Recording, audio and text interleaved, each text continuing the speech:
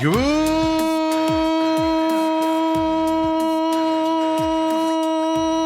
Monday morning. It's the main event. I'm your humble host, Stephen McCollum. I was going to hold that until the picture came up, folks, there as well. And if you haven't noticed, it's only your humble host here today as well. Yeah, Dale Hellestrae, 17-year NFL veteran, 3-time Super Bowl champion for your Dallas Cowboys, folks. Drafted by the Bills, got to the AFC Championship game his last year in Buffalo. Then he went to the Raiders and got injured, but played at SMU, winningest team in college football while he was there as well. Of course, Saguaro Pride, we call him the home of the Hellies over there instead of the SaberCats over at Saguaro High School as well. Down tough times for them right now out there. Well, if you notice, he's not here today, folks, and that's all right. He'll be back hopefully tomorrow. He informed me over the weekend, just having a family deal that he's having to deal with. Nothing bad. Everything's fine. Everything's good. He just asked if he could take today off. And, of course, because I'm a nice boss, I said, absolutely, Dale. Take the day off. It's busy. We got IFL talking we got to talk about, right, with the Rattlers winning yesterday. We've got NFL. We got the depth chart for the Cardinals. We got a Hall of Fame game talking Thursday. You got Larry being enshrined into the Hall of Fame this weekend as well. That's okay. We got plenty to talk about here. Major League Baseball trade deadline today, 3 p.m. Phoenix time, where we're based out of. Of course, 6 p.m. Eastern as well out there. You know, Diamondbacks talk. This perception of this team has changed. We'll talk about that coming up as well with them here. And I'll just tell you right now, I'm not expecting any big moves. We're seeing all the names that were assigned to the Diamondbacks. We're seeing them being moved, like Ariz from the Giants going to the Phillies here this morning. So I have a feeling what we talked about last week. I have a feeling the Diamondbacks are going to say pat. Now, I will say this. The price for these players has certainly come down. It's not as expensive as once thought it was going to be because of the limitation of players available. The price has come down on a lot of these people out there. We'll see what the Diamondbacks do. We'll keep our eyes on it, of course, during the season as well. Phillies also getting Rayleigh from the Mets as well. So Phillies starting to make their moves out there. I mean, even the White Sox picking up a couple pitchers, a top-level starter for them. Then they go out and get the reliever, Brozoban, there from the Mets as well. So White Sox making some moves, folks. Yes, your White Sox, who were terrible last year. We'll keep you updated on that. Eligibility update here in the NCAA from Friday. Friday, they allowed the class of 2022 to have another season in the college world of things. Then there's some clarity coming up afterwards. We'll talk about that coming up as well. And then you could sit back and go, the Mercury made a trade for a 5-time All-Star in the WNBA. Huge news. There's some question marks around it that I'm assuming the Mercury have solved before this trade went down, but we'll talk about Kelsey Plum coming to the Mercury as well for the rest of this season. Now, she's been injured. There's only, 14 games or something left in the season. So it's not like there's a ton of time left here this year. She's on an expiring contract, so we'll talk about that coming up here this morning as well. So I don't think the Diamondbacks are going to get that big bat that everybody wants them to get. But we'll keep our eyes on that coming up as well. But Major League Baseball trade deadline coming our way here as well. But look, we got Hall of Fame. We got an official NFL game. I know it's preseason. I get it. But it's the Hall of Fame game Thursday night. So we officially have NFL football back coming our way this week. Yeah. Woo! Get good feelings here, folks, as we're getting closer to that. I was playing NCAA football, NCAA 27 last night. Got it over the weekend, and I was playing it last night. I'm 1-1 against Ethan officially now. I beat him. I was playing Arizona State first. Arizona State I was playing. He was Arizona. I beat him in that game. And then I had the lead. It's Notre Dame, and he was Clemson. I had the lead. I let him come back in it and win with the last-second touchdown in that game as well. So I'm 1-1 against Ethan. For those of you that follow Twitter, he brags about that stuff a lot. He doesn't brag when I win. But he goes and he's in my ear going, I haven't posted anything about it. Oh, okay, so I'm the one letting it out. That's good. 1-1, folks. what I'm looking at. 1-1 out there. Don't forget, folks, follow us right now. We're live on YouTube, TME Media AZ. Join the YouTube chat. Text us 623-252-6670. And folks, I love the persistence of it. But it's not as frequent as it used to be. Yes, I just got the text. Last time we got the text was last Thursday or Wednesday. And now I think it might be becoming a joke. We got the text on the text line, 623-252-6670. Same person saying, Tori's got to go. Well, this time, not as many O's on the back end of it as well. Diamondbacks taking 2 or 3. So you can hit us up on the text line at TME Sports Show as well on X. You can hit us up there, whether you're catching us live here on YouTube or, of course, on demand later in the day. And our multiple entities that you can catch us on demand, including YouTube, Rumble, out there as well. We appreciate you joining us and having some fun, however you listen. Or, of course, if you're listening to our free podcast system, wow. Excuse me, folks. My computer decided to fire up there. I was trying to shut it down before it did it, and it didn't get to it in time. But, hey, it's Monday morning. We're having some fun here. Big weekend. SummerSlam, of course, happened this weekend. I saw several of you, or a bunch of people out there that follow me, watching SummerSlam and talking about it as well. I had the rare Rattlers game on yesterday with SummerSlam at the same time going on. The Rattlers game was on the computer. SummerSlam was on the TV. Woo, that was a busy day yesterday as well. Robert says, Dale Housen partied too hard last night after SummerSlam? Well, that's the joke, right? That I was going to bring up. Here's the truth about why Dale's not here today. Here's the truth. He's embarrassed that he was probably watching SummerSlam over the weekend. He doesn't want to admit it. He knows I'm going to bring it up. He knows he's going to slip and get all having fun with that. I call him Dale Housen, the Danhausen match, which was absolutely great. I love to see that comedy bit. I hated him at first, but now that comedy bit's back into WWE again, which just shows they don't take themselves too seriously. Now, I thought Sunday's card was better than Saturday's card was better than Sunday's in terms of matches you wanted to watch going into the event. I had fun both nights. Now, you always have a dud match. My complaint about Saturday, though, most of the matches were like 11, 12 minutes. Like you always have one or two that are that short, but they are all that short. I can't stand Gunther. Those of you that watch this show know I can't stand Gunther. I told Ethan. Ethan's like, Gunther's up, and I said, great. So we're gonna watch him for 10 minutes, and then he's gonna end up submitting the other guy, choking him out.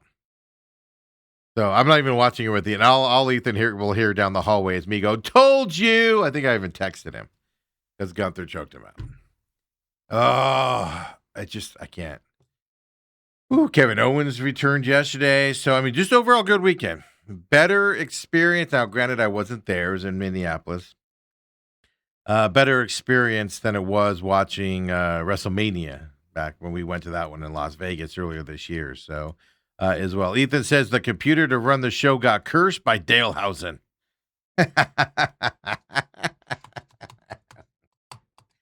We'll see. I'll check in with Dale here in a little bit. Everybody's fine. Everything's good. Just so nobody, because I know sometimes when people are off unexpectedly, people go, hope they're okay, and reach out. Everybody's fine. Everything's good. He just ended up needing the day off. We'll hopefully see him back tomorrow. I'll check with him. I'll check in with him after the show today and make sure everything's been caught up and fixed and everything to get back in here as well. But so that's what's happening from his perspective here as well. Robert says, to the Tori's gotta go person, meaning on our text line, he says, keep it up. He does need to move along. Well, there's the problem, Robert, because I was thinking about this over the weekend. Watching the Diamondbacks come back on Friday and Saturday and win those games. Then, of course, yesterday. First of all, we're going to talk about unwritten rules of baseball today. I can't stand them. It's not the unwritten rules I can't stand. Like, have unwritten rules, fine. It's the reaction to the unwritten rules. Like, okay, let me take my glasses off for this part. We'll talk about this more in depth. Let me get prepared because I'm going to have arrows slung at me. I'm tired. I am sick and tired of the unwritten rule being broken, supposedly. And teams going out there and acting like tough guys. got coaches, O'Dur and Voigt, just out there pointing fingers and yelling and screaming. Nothing's going to happen. Go sit your fat butts back in the dugout. Shut up. Unless you're going to do something about the unwritten rule being broken. All right. That was my PSA for today. Now I got to get my glasses back on and get serious. And get non-serious. Seriously. Why do you come out? Why do you come out and act tough and you don't do anything? You're just going to yell and scream? Nobody cares if you yell and scream. Stupid. Unwritten rules reactions to, these are grown men acting like 2-year-old babies. It's stupid. We're going to break that down coming up as well. Obviously, I'm giving you my opinion ahead of time, but we'll break it down and see as well. John Boy gave us the video to do that as well. Then, good thing you brought this up because I completely forgot about it. We did something we don't do too often. Now, we go to the movies all the time. As a family, me and Autumn, Ethan, Ireland tags along as well for certain movies. And we go to movies all the time. And we usually try to catch a Sunday morning early show for 2 reasons. Especially this time of year. Once football starts, that's out. But we try to catch an early Sunday showing. 10 o'clock for a showing, something like that. Just get it over with. Especially these 2.5-hour long movies. Yesterday, folks, 8:30 a.m. movie yesterday morning. Woo! Woo-hoo-hoo! Woo! Give you a whole day afterwards. It was an amazing thing to have. A little too early for a movie, though. Like popcorn for breakfast, red vines for breakfast in my case, and stuff like that. But Ann's asking, how was Spider-Man? Yeah. Keep in mind, folks, I always have to preface this. And just for the record, and I know she's watching right now, I got a little bit on Miss Autumn here. Because I wanted to do the movie review starting this summer and stuff like that. Then she went out and changed jobs and is no longer a teacher, moved into the corporate world again and stuff like that, which is great for her. Except it ruined this movie review show that I want to get going on. Yeah, it ruined it. So I got on her. I said, you need to decide what we want to do on this. Let's get it done.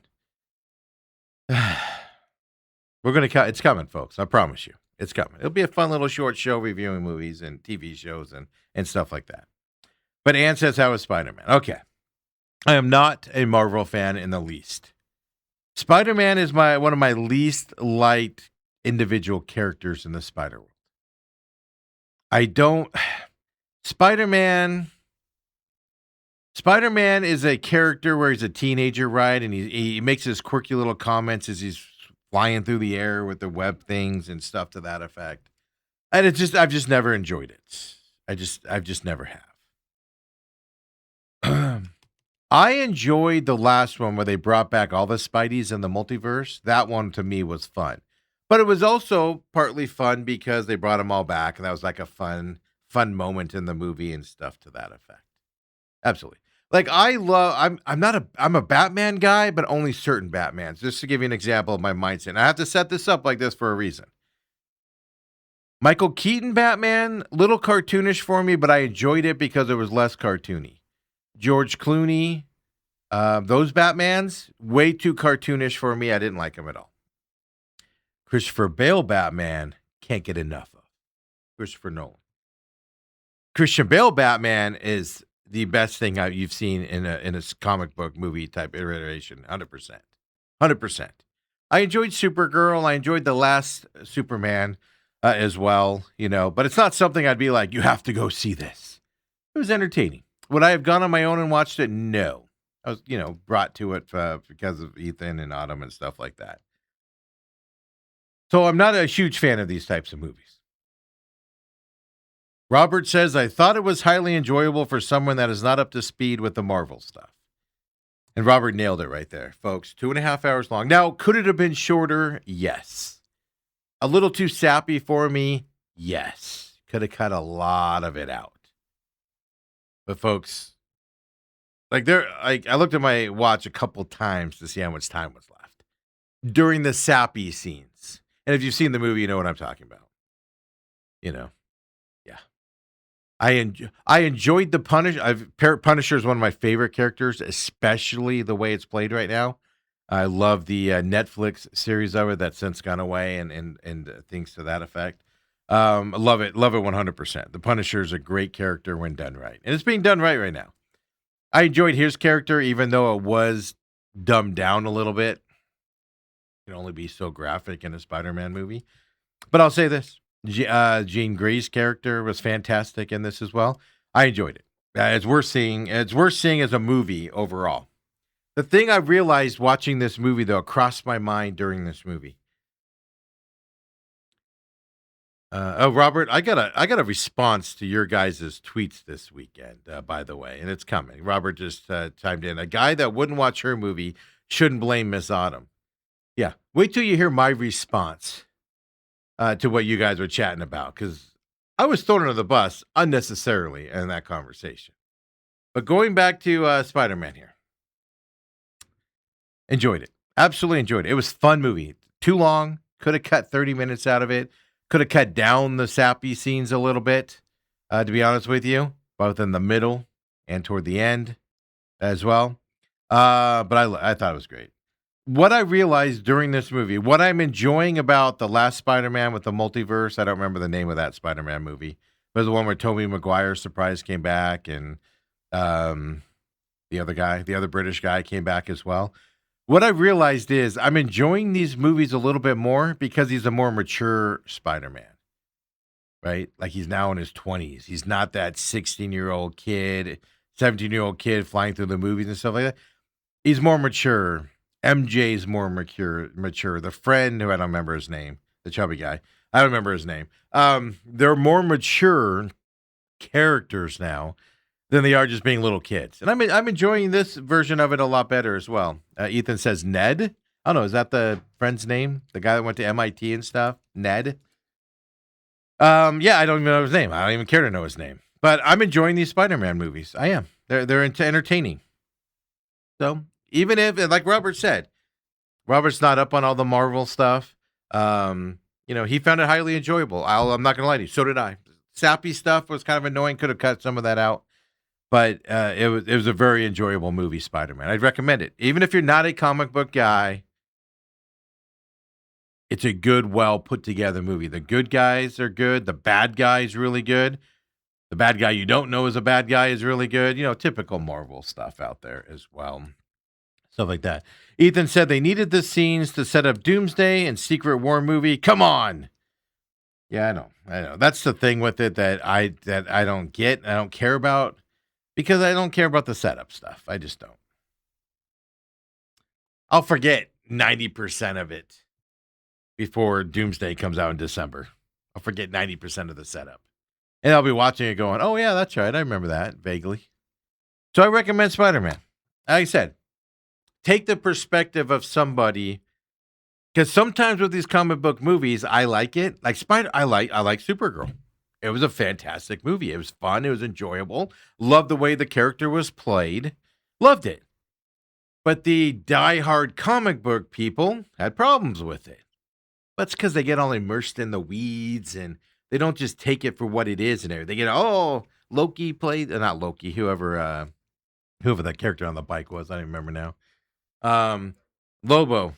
Lobo didn't play the right character. They should have let him. And I'm like, okay, you guys are getting in the weeds, man. It was a good movie. Settle down, everybody.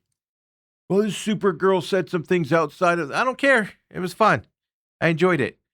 So sometimes my perspective, doesn't make sense to the people that get in the weeds with comic book stuff. As a movie, it was enjoyable. I recommend seeing. By the way, I think everybody saw Spider-Man too, because almost $1 billion on the first weekend. Crazy, crazy, crazy. Now, going back to what Robert said here, a guy that wouldn't watch her movie shouldn't blame Miss Autumn. You're talking about A Devil Wears Prada 2. And I wake up Sunday morning, head to the movie, and I see all these notifications on my social media where I'm being bashed because I refuse to see Devil Wears Prada 2. That's not how that conversation went, folks. I'm gonna lay it out right here. I'm gonna lay it out right here, right now. Devil Wears Prada, the first one, had some really good moments in it. Now, I'm not a fashion guy. I think the Meryl Streep character is over the top, ridiculously stupid. and needs to get a humble pill in her because I think it's stupid that they're that snotty about clothes and stuff like that. I think it's ridiculously stupid. But I enjoyed the first one. Like the first one was pretty fun material. I was pretty sure the second one was going to be straight right trash. Straight up, just garbage. But I believe the second one was going to be, and everything. But I was like, I'm willing to see it. I'm just going to make fun of it the whole time. That was my exact wording when I said I'll go see it, but I won't do it. So I will watch it now that it's out on video. I will watch it. It's going to be stupid. I'm not going to enjoy it, but I'm going to watch it. I think it's going to be. I think it's predictable. We know how it's going to go. Blah blah blah blah. I know, Robert. I know you saw it. I saw your comments on it. So we'll see. We'll see if we agree. That's going to put that on my list here coming up here as we get into football season to definitely check out. August is a huge month for movies, folks. It's almost like if you need me, I'm going to be at the movie theater coming up here every week. And there's some big movies coming our way here in August. And it's going to be fun to do with. So that's my Devil Loves Prada 2 story. I didn't refuse to watch it. Did not refuse it at all. Autumn says, not how the conversation went. I stand by my tweet. Well, you can make stuff up and lie all you want, Miss Autumn. We were sitting outside. That's stupid. And we were sitting outside. I forget what movie we were seeing. But I remember we were sitting outside with that dumb sheep movie with the dude from Wolverine in it when we had that conversation. Robert said, I had to see it because I'm still paying for dragging my wife to Uncut Gems. She hated that movie. Okay. What? Robert, how are you still married? Where are the divorce papers? Uncut Gems? That was a beautiful movie. That was a beautiful movie. I'm kidding, of course. Don't get divorced over a movie. I can understand why she hated Uncut Gems because it was different. And Adam Sandler in those roles is just way different. But that was an unbelievably put together movie, Uncut Gems. I loved it. Adam Sandler, I thought, was great in it. The basketball player that was in it was fantastic.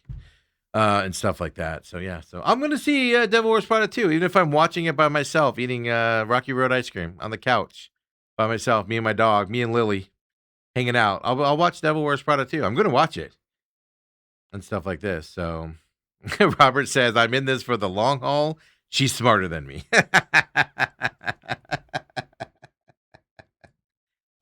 He also wrote that because she's sitting next to him right now.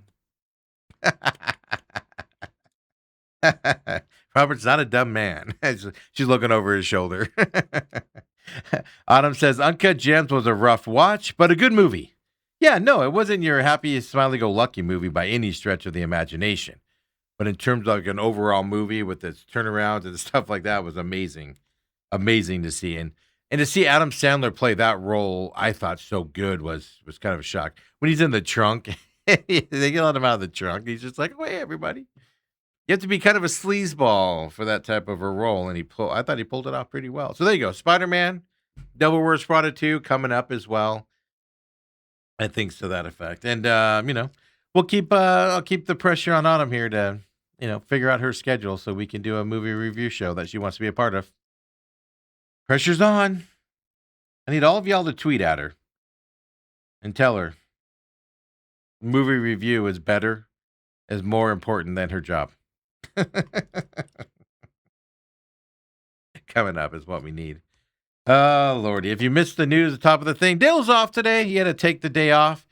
Some stuff he had to take care of today, unexpectedly take care of today. So hopefully we'll get him back for tomorrow. I'll check in with him later today as well. But I got you the whole show. Of course, we got IFL, NFL, Indoor Football League is what I mean by IFL. Major League Baseball trade deadline. We keep refreshing the screen here. I've just told you guys last week. If the Diamondbacks make a move, the Diamondbacks are going to make a small move today by 3 p.m. It's not going to be a big move at all. The big bats are going, and the Diamondbacks obviously aren't in the conversation with those guys to get them here. So small moves, maybe a pitcher or two. Like John Gambador was out there over the weekend saying guys are being added to the taxi squad, which just means they're up, they're close to the team, but they're not actually on the roster yet. And you go on the taxi squad because that means when a move is made, you get put onto the roster and you're here already, right? Is all that means. I'll tell you this. I'll tell you this. I believe Paul Sewell's about to get DFA'd. I think that move's coming. And I think that move, I hate to say it, man, because he's had such an unbelievable start to the year.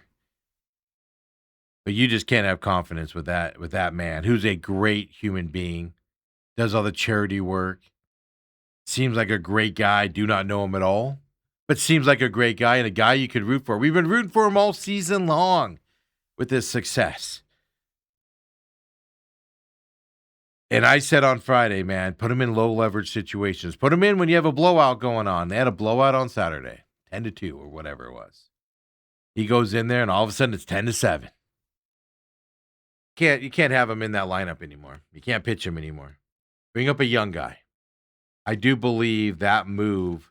Now, one reason why you sit on it, and yet you don't do it quicker, is simply because trade deadline's today. You're going to want to announce all of the moves. Maybe you can unload them. I doubt it. But maybe you could throw them in on a deal or something. But you want to announce all of your moves all at once today instead of several trades at the same time. Diamondbacks start a 4-game series against the Padres today here at home, 6:40 p.m. tonight.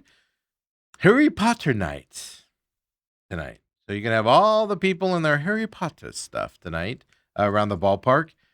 This is a big game, 4-game series, and when we get to the NL wildcard, we'll talk about that because the Padres, their offense has gotten hot, folks, just like the D-backs as well. D-backs have been the hottest team in the National League. They were going into Sunday's game. I want to say they were 14-5. So 14-6 after yesterday's game. Rough. I believe that's the stat. Don't quote me on the exact numbers there. I don't have it again in front of me. But Padres coming up here today. Trade deadline. Of course, big one with the Dodgers. Dodgers made that big trade for Skubal we'll talk about coming up here. I told you guys last week, Skubal's going to the Dodgers. And it wasn't even for that much. What was it, 3 players? 4 players? I can't remember, 3 or 4. None of them going to the Major League roster for the Tigers. The Tigers gave up one of the best pitchers in Major League Baseball and didn't get a Major League player in return. All prospects. These trades, if you had a fantasy league and that trade went down, that trade would be rejected by your league. But Major League Baseball allows those trades to happen. We'll talk the Skubal trade coming up as well here today. Brennan fought on the mound today as well tonight here at home out there. And before we take our break, just really quick, U.S. men's national team. We're talking football here as well. Mauricio Petticino, Argentinian man himself. He has decided to a new contract, keeping him as the U.S. men's national team head coach through 2030, which, of course, is the next World Cup time around. So he's here for the next World Cup run as well. Made him to the round of 16 this year, of course, and it's a lot of success out there. Hopefully you hope to improve on that success afterwards. I questioned if he wanted to be here. Maybe it was a negotiation tactic for him. But, they offered him a deal, and he was like, well, I need time to think about it. I was kind of thinking, like, maybe he doesn't want to be here. Maybe he's looking for another offer out there or something. But he does end up re-signing. That news is breaking now as well for the U.S. men's national team show. So, Ethan, tag me on this. I know I said $1 billion this week, and I know I was exaggerating. But Spider-Man Brand New Day. Officially the biggest domestic box office opening weekend of all time. $360 million. Now, this is domestic. That beats Avengers Endgame out there. So, if $360 million was domestic, they matched that or better than that for international, probably with China gates and things to that effect as well. So, Something just absolutely I mean, the movie theater is practically full at 8:30 in the morning. One reason why we go to the early showings on Sundays, like 10 a.m., time frame, 10:30, is because there's not a lot of people there on Sunday mornings. Theaters are generally like not as full. Things that packed yesterday for an 8:30 a.m. showing of Spider-Man yesterday there as well. They're over there in AMC, Mesa Grand is where we saw it there in the Prime thing, which is like Dolby Digital and stuff like that. Just AMC coming out with their own wording and all of that stuff. So when we come back here, we'll keep it rolling. Let's keep it going with Diamondbacks and Major League Baseball talk. Set you up on trade deadline today. Keep our eyes on that throughout the show as well. And we got to talk this unwritten rules, folks. Get in depth on that. Come on back, folks. The main event Monday.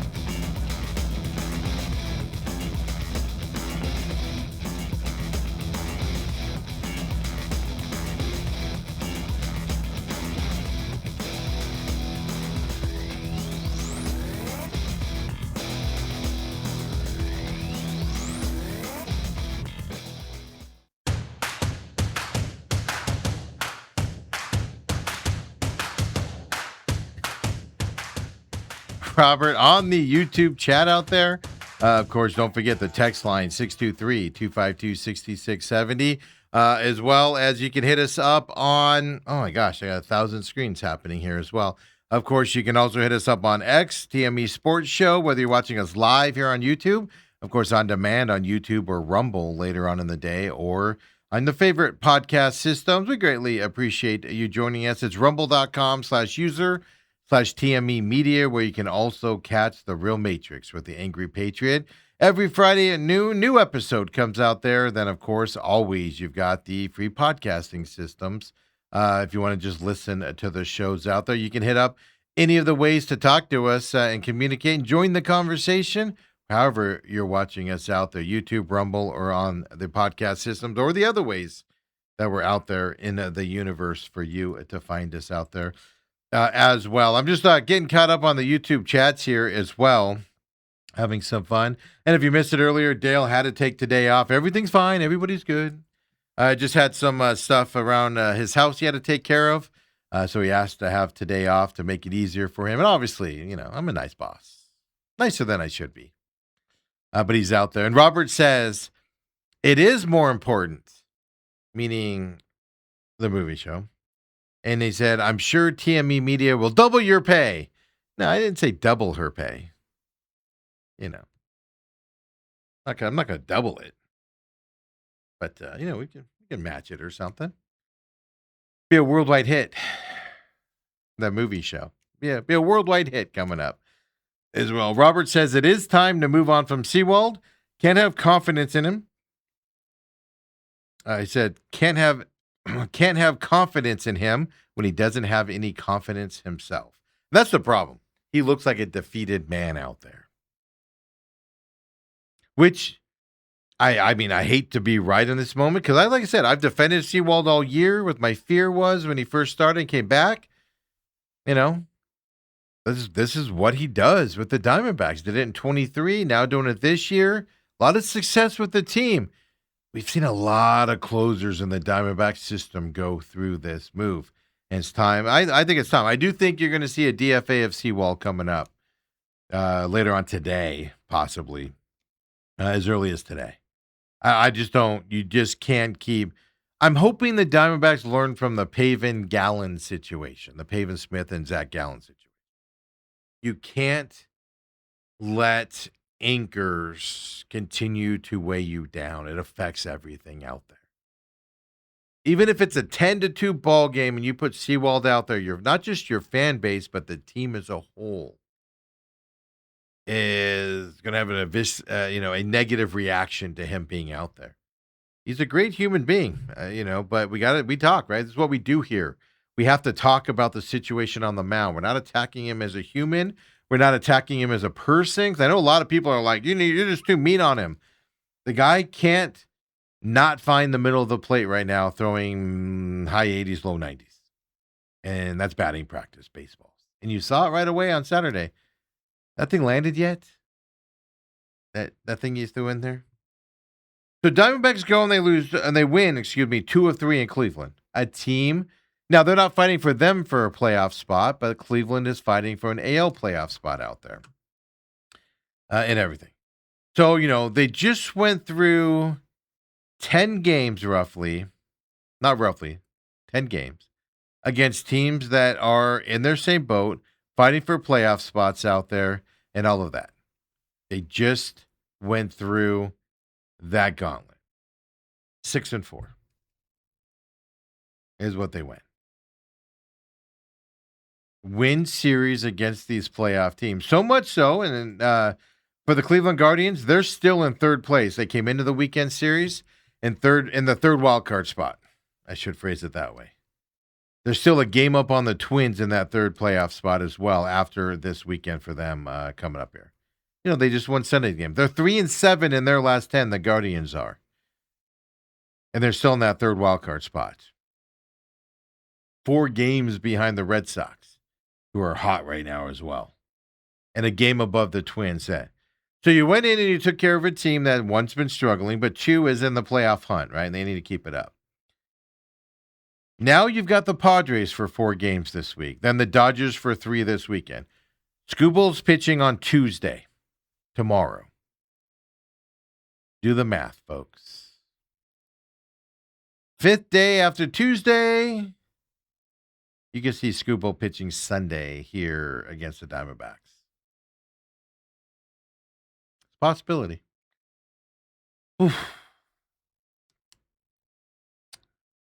All right. I'm like, all right. We'll talk more about that coming up here in just a minute. All right, so you got the Padres for 4. Padres, throw up the NL wildcard standings for me as well that we're looking at. Diamondbacks right now are in that second playoff spot still. They're still tied with the Phillies. Phillies have made trades for the trade deadline here coming up. They made a couple of big ones as well. They're getting Arias there from the Giants. Big bat here, second baseman bat from the Giants. They're getting Rayleigh from the Mets as well. Phillies are making moves. And they're tied for the Diamondbacks in that third spot. Diamondbacks not making moves so far. It's kind of sitting there. Okay. You want to finish higher in the wild card standings than lower, obviously. Second place in the wild card is probably better than the first place in the wild card. I get that side of it. But I don't think, now Philly's scuffling, right? 3 of 7 in their last 10. They have scuffled all year. They're adding a big bat to their lineup with that trade with the Giants as well. They're adding another pitcher. So will that improve them? Possibly. But let's say whether it does or it doesn't, right? To me, the Diamondbacks are in a playoff hunt with the Phillies, the Padres. The Marlins, I think, will fall off. Anybody below the Marlins on this chart, the Pirates, Cardinals, Nationals, Reds, Giants, Mets, and Rockies are out of it. I think they're going to continue to falter a little bit as the second half of the season goes on. Marlins are one of those where it could falter or could stay up. Do they sell a little bit today? I don't think they are, which could keep the Marlins kind of on a positive trend here for the Marlins. Now, the Marlins are up and down. They'll lose 10 in a row, and then they'll win 15 in a row. It's an amazing thing the Marlins are doing this year. So you're in a battle here with the Phillies, the Padres, and maybe the Marlins here for a playoff spot for the rest of this year. You've got to beat these teams. You've got to. If you can win 3 out of 4 against the Padres, you're just putting a ton of distance between you. And you're putting pressure on the Phillies as well to keep winning. That's what you need to do against teams you're competing against in the playoffs. When you play them, beat them, and push them down. This is an interesting stat I was looking up this weekend for the Diamondbacks. They're still only 17-27 against teams above 500. Now, they haven't played a ton of teams above 500 lately, on their schedule. Cleveland's 57-56. They went above 500 again after yesterday's win. They didn't even count for the Diamondbacks for 3 of those games coming up here. It's just, you've got to win in these series here against the teams you're competing against. And the Padres offense is warmed up, man. They're hot right now as well. They've won 3 in a row, the Padres have. They're 8-2 in their last 10. Diamondbacks 6-4. This is a big matchup here. This matchup will either keep you in the catbird seat of the wild card or knock you outside looking in and then fighting again for those spots. And then you have to rely on the other teams to struggle. Philly's making moves right now as well, as we talked about. Huge series. Brennan fought on the mound tonight, 6:40 p.m. as well. Do the Diamondbacks make a move today? I mean, they're going to make moves. You might see 2 pitchers DFA'd later today, and then a couple young guys brought up in the bullpen. You possibly could see that coming up today. Are you going to see a trade, though? You're not going to get the big bat. I told you, if there's a trade, it's going to be a small trade. You're going to get a lefty in the bullpen, possibly. Somebody, unless you're a diehard baseball fan, most of you are going to go, who? That's who you're getting today at the Diamondbacks. If the Diamondbacks make a move. They're waiting the next couple of weeks to get J-Mart back. Lawler got hit in the hand by a pitch over the weekend, but he seems to be all right from that. They're waiting for Lawler to come back for a bat. They're waiting for J-Mart to come back and the bullpen. They're going to rely on, and it's not because it got too expensive. The market's not too expensive for these people. They're just not. They're not able to work a deal. Now, I'm not saying they're not working. They're working for deals. They're not willing to make a deal. They have to give up guys to get their payroll down so they don't go into that next tax threshold that baseball has. And they're just having a hard time working out the deal. The Diamondbacks are not in a good place to make deals. They don't want to take on extra payroll. I'll even go farther and say they can't take on extra payroll because they're not going to go into that tax threshold coming up from there. So we'll keep our eyes on the trade deadline coming up. And folks, did you see this yesterday? First of all, Major League Baseball needs to come up with a standard on when a game is paused due to rain. Is it because waiting until the pitcher can't grip the ball anymore, like they did yesterday, when the dirt infield is a giant mud slap and there's puddles on it and there's water standing on it? Like, where's the standard of when to pause baseball games in the rain? Because they don't have one, folks. They're just letting it happen and all of this stuff out there. If you missed it yesterday, Diamondbacks, Cleveland. 6th inning comes along. I believe it's 6th inning. Starts raining, but first. That's my first complaint about Major League Baseball umpires. Pause the game earlier. Unless it's the 9th inning, you're like, let's squeeze out the last couple outs here and let's get out of here. We don't have to delay 90 minutes and come back. But 5th, 6th inning, dude, pause the game. Safety reasons. You don't need guys out there on that mud of the infield. And you'll see what I'm talking about in this video here. John Bowie put this together for us. And it's the broadcasting side out there. So pay attention as this clip goes on.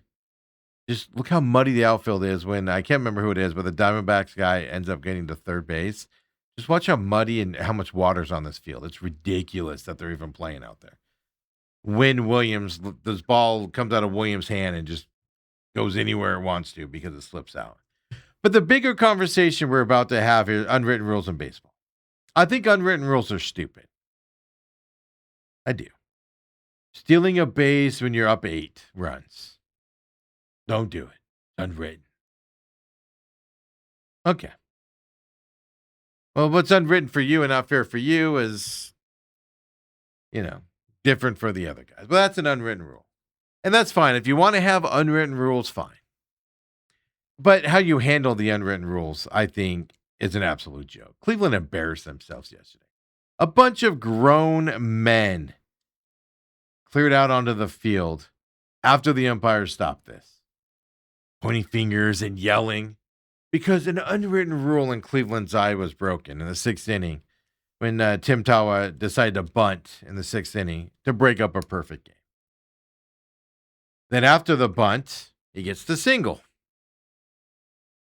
And Cleveland is so mad about it. What did they do about it, folks? They went out there and they stubbed their finger into the Diamondbacks' face. They were so upset they were yelling and screaming, but they were not manly enough to do anything about it. And that's what's stupid about the reaction to unwritten rules. I'm going to go out and give them a piece of my mind. Shut up and sit down, Odor. Nobody cares what you have to say. Sit down, Voight. Nobody cares what you have to say. All you're going to do is come out and yell at us? Shut up and sit down. It is stupid that grown men act this way. If they broke an unwritten rule in your eyes, figure out how to solve it. Go out and start throwing punches if you want to. I don't recommend that. Throw at a guy next time. Hey, the perfect game's broken up. Hit their star player in the back. Be a man about it. Don't go out there with your wagging finger. I want to speak to your manager. I don't get it. You're grown freaking men and you look like 12-year-old girls or guys, boys. I don't mean to sing all girls there. You look like kids. Ah! How dare you? And nothing happens. Just a bunch of yelling and arguing. Do something about it if it bothers you. Otherwise, shut up and sit in the dugout. Clowns. Baseball players, man. I swear. All right, here's how it went down. John Boy, I'll talk over this while we're listening to it and stuff like that. It's kind of a long clip because they put it all together. Starts with a bunt from Tawa. From Tawa. That goes foul. Then it shows his base hit. Then, of course, the umpires call the game and put a pause on it. You'll see the wet infield. That's just ridiculous they're even playing on this field. It's ridiculous they're even playing on this field. Roll it, Ethan. Yeah, he's throwing right around that. There's the bunt. Look at the catcher. Look at this. He puts his arm. Look at the catcher. Hey, he's trying to get out and get something rolling. Just try to win the game. Literally gets the base hit. Perfect game broken up. 6th inning. First base runner of the day for Arizona. Look at that. Look at that rain. He has no control over that pitch on a 3-2 pitch. Look at that field. It is stupid. First of all, look at this grounds guy right here. Come on, kid. Get up over the top of that.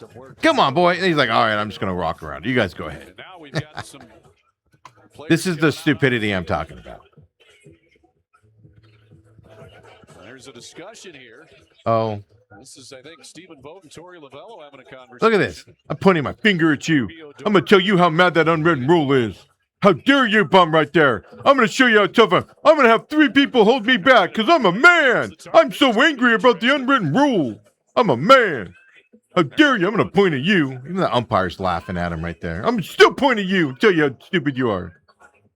Umpire's like, get out of here, clown. Right there at home plate. Look at this. Oh, dear, you're so tough. Oh, I bunted. Perfect game broken up. How dare you bunt? That was foul anyway. It didn't even do anything. It didn't even mean anything. Literally, it didn't break up the perfect play, the perfect game. It fouled it off. It didn't matter in the scheme of things. And grown men had to go out there and cry like little babies out there. Let me point my finger at you. If the unwritten rules, if they're broken, which I don't believe this was the case here, 6th inning, whatever. If the unwritten rules are that bad and you're that upset about it, do something about it. Because walking out there and pointing your finger and yelling and screaming and having to be held back by 4 grown men is not doing something about it. It's stupid. Grow up. Unwritten rules, you need to grow up with the reaction to them. It's stupid. Pretty opinionated on that take, in case you haven't noticed as well. Yeah. In terms of Seawald here, Ann says on our YouTube chat, people need to understand it's not an attack on him. He simply can't do his job. That's exactly right. Sometimes you have to look at people and say, you're just not the man for this job anymore, man. We got to let you go. It happens. Yeah. Ann says it's just like anyone else. If you can't do what you're being paid for, it's time to separate. Absolutely. Not a knock on anybody. Personally, knock on what your job is out there as well. Robert says Dodgers have an off day on Thursday, so Skubal may be pushed back. Ooh, I didn't look into that. Okay, you're right. You're right. So we'll probably miss Skubal this weekend if I had to guess. I forgot. Even Diamondbacks have another off day on Thursday. So you're right. It won't be 5 days. But he also, has a weird pitching thing because of when he stopped pitching for the Tigers. And it's a whole thing. So maybe we won't see Skubal this week.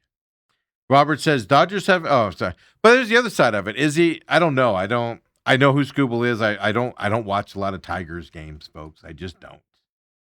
I know he's a great pitcher and all that stuff, but is he one of those pitchers that wants to go every 5 days to stay on rhythm, kind of like Corbin Burns, right? Or can he go off there? I don't know. We'll have to see. Robert says Ardur is a hothead. I remember when he popped Joey Bautista when they were face-to-face after a play at second. Yeah, it's fine. But Voit was out there, chiming it up with Torrey as well, mad about it as well. It's just, they're hotheads, but they don't do anything about it. I'm just going to yell and scream and point my finger at you because I'm a man. No, you're a child. You're a child. Yeah.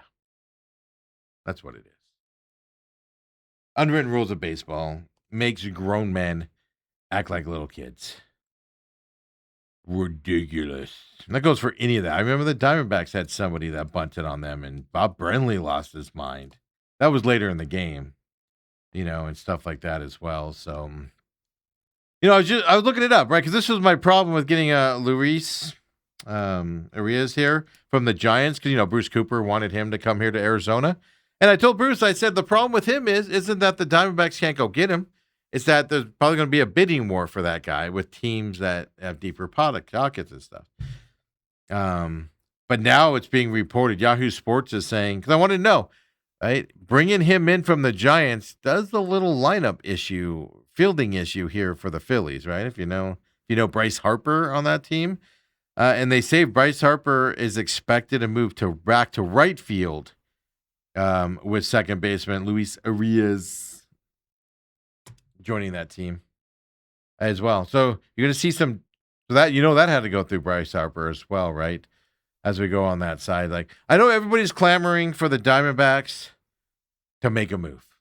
There's no doubt about it. Everybody's clamoring for a big move. The bats that you wanted are gone. The Yankees picked one up. The Phillies have now picked one up. They're not out there. If they make a move, it's going to be a small move for a relief pitcher. Supposed to make you feel better about yourself. They're not making a move, folks. I just got a feeling they're not making a move. A big move. They're not making a big move. Their move's going to be with some DFAs coming up. Their move's going to be bringing guys back. They've set it up for you, a week ago, when they said, we're going to get all these guys back. That's what they set up for. But we'll keep our eyes on. Let me refresh the page here really quick as well. See if anything else has come through the line here. Like I said, I'm impressed with what the White Sox are doing right now as well. I told you, Blue Jays are going to unload a bunch of people. They got rid of Soriano as well here at Blue Jays. Got rid of Soriano. Went to the Angels, of all people. Yeah, Angels are picking up. Are you following what's happening over there in Los Angeles, Angels land?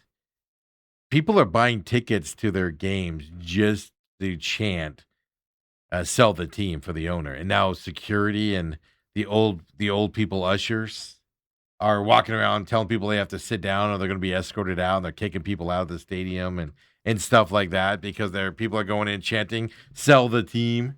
Yeah, it's pretty fun to watch. I'm not going to lie to you. It's kind of fun to watch that happen to an Arizona grad out there as well. So we'll keep our eyes on that. The trade deadline, of course, here for the second hour of the show coming up. 3 p.m. our time, 6 p.m. national. And, I mean, are you going to be disappointed if the Diamondbacks don't make a move? I will not be, because I don't expect them to make a big move. Like I said, they'll make a small move, maybe. But their move's going to be DFAing and bringing guys back. Do the Diamondbacks, they need a lefty bat and a big bat. But those guys are going. They obviously aren't spending money on those guys or able to make a deal because those guys are going elsewhere. Cubs are making improvements. Freddie Peralta from the Mets. He's a right-hander. He's a rental player as well, but he went to the Tampa Bay Rays. Everybody's making these moves except for the Diamondbacks. I mean, even the Guardians made some moves. They're third place in the wild card. They sold, right, to the Brewers. I think on Saturday is when they did that. So, I don't know. Are you going to be disappointed if the Diamondbacks don't get a move? Don't make a move. A big enough move out there is the question I got for you folks out there. Hit us up. Chat on TME Media AZ on YouTube, or, of course, 623-252-6670 is our chat line. And Chad does come in here as well on the chat line, text line, and he said, yeah, I'll be disappointed. They need a big bat, and they never seem to ever go and get that position of player, is what they said. Yeah, I mean, you're right. Because of a money situation is why they don't do that out there. Hey, when we come back, we'll keep it rolling, keeping our eyes on the trade deadline all along here. We got to talk NFL, right? Over the weekend, the Cardinals. Look, yesterday was the last public practice. Yesterday was season ticket holder day. Last public practice until the red and white game coming up this weekend here for the Cardinals. Coming up here. So we're going to start going behind the wall, I guess you can say. Getting up ready for their season out there as well. So we'll talk Cardinals. LaFleur's press conference yesterday gave us some insight. Walter Nolan went out of practice on Friday. Seems to be okay. I'll give you that update as well. NCAA eligibility, IFL, Rattlers advancing over the Vegas Nighthawks yesterday. We'll talk a little bit about that as well. Kelsey Plum, they're an interesting trade that the Mercury made yesterday. It tells me they have a long-term deal in line for her. They better. We'll tell you about that coming up as well. So come on back, folks. The main event, Monday edition. Second hour coming up next.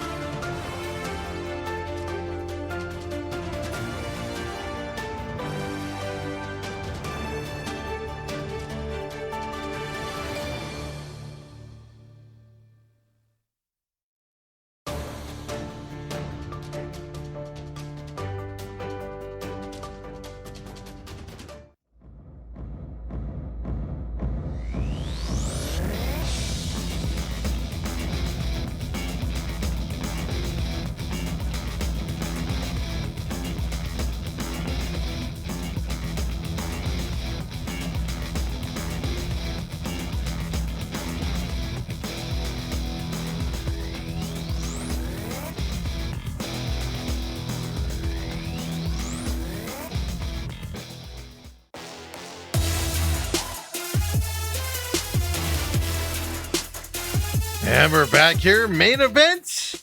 I'm your humble host, Stephen McCollum. And yes, folks, 17-year NFL veteran, 3-time Super Bowl champion for your Dallas Cowboys. He was so excited about SummerSlam over the weekend. He's off today as well. In all seriousness, some things came up that he needed to take care of around his house and his family and stuff like that. So I told him, just take today off. Take today off, get all that stuff settled. That stuff's more important than what we do here. So hopefully we'll get Dale back tomorrow as usual. From that perspective, I'll check in with him later on today after the show as well and see what the status is and how it's going with where he's at. As far as I know, everybody's okay. There's no problems like that. It's just needed a day off, and we're taking care of that for him. So Dale will be back at that point. Of course, talking trade deadline out there. Don't forget, live here on YouTube, TME Media AZ. As soon as we're done here, show gets put up on demand on YouTube as well. We've started splitting the show up into hour 1 and hour 2. We got a lot of feedback from people saying, they can't go back and watch all 2 hours at one time, whether the boss or whatever, so they want to split it up. So we started posting hour 1, hour 2. So if you like that format, definitely keep while we're watching the numbers on YouTube and on Rumble. I got the hiccups, excuse me, out there. So we're watching those to figure out if that's just the way we move forward. Probably going to be instead of one big show. The reason why is all of our live shows do go up on YouTube as well. And of course, that'll be the full 2-hour show. So you already have it up there. So then we split it up to make it easier for people to find stuff. And then, of course, everything's live on Rumble as well, or on demand on Rumble is where you can find all of our program, including the pit stop. No racing last weekend at all. There was a point on Saturday where I looked up and I was like, when's the O'Reilly race today? And I was like, oh, they're off this weekend. Yeah, IndyCar and NASCAR all off. Now, IndyCar goes to Portland, I believe, this weekend. And then IndyCar is Iowa Speedway coming up this weekend. So we'll have a look-ahead show and news show coming up on Wednesday for you on the pit stop. Obviously, no look back since nothing happened last weekend around the sport out there. So pit stop coming up on Wednesday. It's on demand on YouTube and on Rumble as well. The Real Matrix, don't forget, the podcast version of The Real Matrix is through the roof here in terms of listenership with the Angry Patriot. Rumble, it's kind of slowed down a little bit. It's funny how, depending on the episode subject, is where it picks up or takes down here. Rumble.com/user/TME Media. Get those Rumble views up there as well for those of you that like The Real Matrix out there. Click on the channel button. It pops right up. All of our channels there. Check out the programming. It's just another extension for you to catch The Real Matrix as well as we talk about that right now as well. So, folks, as soon as we're done, I'll get it on demand. Let's get rolling. Share us with your friends as well. Check out the podcasts of all of our shows, except for the McCollum on Business. That's only a video format as of now. 623-252-6670 is the text line at TME Sports Show on X, or just join us on the YouTube chat as well, folks. Get your opinions out there, and we see them, we talk about them for the most part out there. It's a lot of fun. If you want to stay anonymous, like I know a few of you do, hit up that text line, that 623-252-6670, because we don't out your personal phone number or anything to that effect. If you want to put a name to your number, you can just add it in there at the chat and, on the text line, and we can add it on there. But we also there's several people that text the text line that I know don't want it to be said, that it's attributed to them. So we still talk about it. We just don't say they said it out there moving forward as well. Robert says, Soriano was an Angel. He went to the Blue Jays. Oh, I had it backwards. Angels have been making moves out there as well. So Robert said, did I say it was a Blue Jay to the Angels? Did I say it backwards? I'm guessing so, since Robert's correcting it there.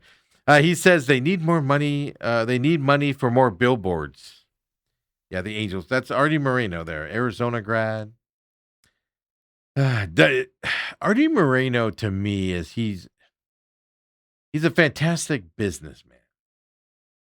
If you go to Angels Stadium, they have expensive food there. Like, they have a really nice restaurant down toward right field. Very expensive restaurant there. So if you want that type of stuff, it's there. But they sell cheap beers, cheap drinks, cheap hot dogs there. Their concession stands are cheap inside that stadium. And he spends money on his players. He just gets aging players that are past their prime and spends a ton of money on them, and they go nowhere. It's just he's terrible on the baseball field, good on the business side of things. And then he can't get a deal done for a new stadium, within the community. He wanted to sell it because his kids apparently didn't want the baseball thing. He ended up taking it off the market because he couldn't get what he wanted. It's the whole thing there with the Angels and things. And Artie Moreno is one of those owners where you're like, he gets the business side. He doesn't get the baseball side. It's how I would phrase a guy like him, of course, in the baseball world out there. Hey, let's start this off here, right? IFL playoffs. Rattlers go into Las Vegas. They lost the 2 games they played Las Vegas earlier this year. They were leading the first game. Coaches got into a little bit of a spat earlier in the game. And they lose that game. Then they go to New Jersey for that IFL Cup, play the Vegas Nighthawks in the championship game, had the lead. But I want to say 3-touchdown lead at one point in that game, late in that game. Turnovers started happening and everything, and boom, they lose that game. They get swept by the Vegas Nighthawks over the season. So they're the 3 seed. Vegas is the 2 seed. They have to go to Vegas this weekend and play the Nighthawks in Las Vegas. Rattlers go in and they play. I told you going into this series that the Rattlers defense is going to be the difference. They're going to command multiple turnovers on downs. So then it becomes the offense's ability to score and not turn the ball over in order for the Rattlers to win this game. Exactly how this game went. That defense was stifling against Jaden Delora, ex-University of Arizona Wildcat quarterback. He was out there dominating. That defense was dominant yesterday. Yes, you score a lot of points. It's IFL, so you got to take it the caveat there. And then the offense went up and down. I'll tell you this. Max Myler got the start. Max Myler played the whole game. Max Myler played really well for the Rattlers. There's some speculation on if they made a quarterback signing on Friday. We saw one person report it. Nobody else reported it. During warmups, he was there, warming up. They had 3 quarterbacks on the roster on Sunday. Yeah. Which made you wonder, what? Myler gets the start. Is he on a short leash? What's happening? Yeah. So he was on that team. The signing was real. No playing time for him, though. But the Rattlers go into Vegas yesterday and get the win. They beat the 2 seed Vegas. I told you on Friday, this game was even game. These team stats are fairly close. These are very equal teams. 2 years ago, the Rattlers won the championship. Vegas won it last year. 2 evenly matched teams. Similar coaches, similar coaching attitudes. I said I favor the Rattlers a little bit, but I wouldn't be surprised if Vegas wins it. It was kind of like a pick-em game for me, is what I said. That's exactly what it ended up being. Then you got San Diego, was at home in San Diego playing Tucson last night. San Diego goes through and beats Tucson. And so San Diego is the 1 seed. The Rattlers go to San Diego. San Diego's kind of a misnomer. They play up in Oceanside now. Roughly between the LA market and San Diego up there in Oceanside. But they play this weekend coming up here, San Diego. Rattlers are 1 game away. And the Rattlers are dangerous on the road in these playoff situations. They don't win championships at home. They win championships playing on the road, folks. Just, a month ago, Rattlers went into San Diego. They were the first team to beat San Diego in that new arena. They played there last year and then this year, of course. Rattlers were the only team to have beaten San Diego in that building, and that was like a month ago. This is going to be another battle of a tournament game coming up this weekend. Last year, if you remember, first round of the playoffs here in Glendale, controversial calls by the referees, but the San Diego escaped the game here against the Rattlers in the first round of the playoffs last year and won that one. Arizona swept San Diego this year, beat them first game of the season and beat them, like I said, roughly a month ago. It was July 4th weekend, so it was July 6th, Monday nights when they played them in San Diego and beat them. Rattlers beat the San Diego. There's going to be another epic game coming up this weekend. And it's on Sunday coming up again for your Rattlers. They're one win away from the championship game that's being played down in Tucson here as well. And they got a real shot at it here, folks, against San Diego. I'm not saying it's going to be easy, but it's going to be fantastic to see the way the defense is playing. What kind of confuses me a little bit, is signing their quarterback from the last couple of years and having him out there warming up yesterday and all that. I don't understand that move. We'll have to see where it's going. I don't know if you want to rock this boat going into this weekend. Maybe it was just an insurance signing, protect against an injury or something to that effect, moving forward as well. But let's throw up the IFL bracket for me here, if we could, Ethan. Green Bay won over the weekend. It was, of course, the 1 seed in the East. They beat Orlando. And then the Tulsa Oilers, the 3 seed, well, they beat the 2 seed, the Jacksonville Sharks. So apparently being the 2 seed this year is not the seed you want to be out there, folks, because you lose. Both games are on Sunday coming up this week. First game, the Blizzard and Oilers out there in the East playing from Green Bay. Green Bay finished second last year. Max Myler, the Rattlers quarterback, was the quarterback of Green Bay Blizzard last year and got him to within like inches of winning a championship there. He went down at like the 1 inch line at the end of that game to allow Vegas to win the championship over Green Bay. They play Saturday, 1 p.m. our time out here on the West Coast, 4 p.m. Eastern time on Sunday.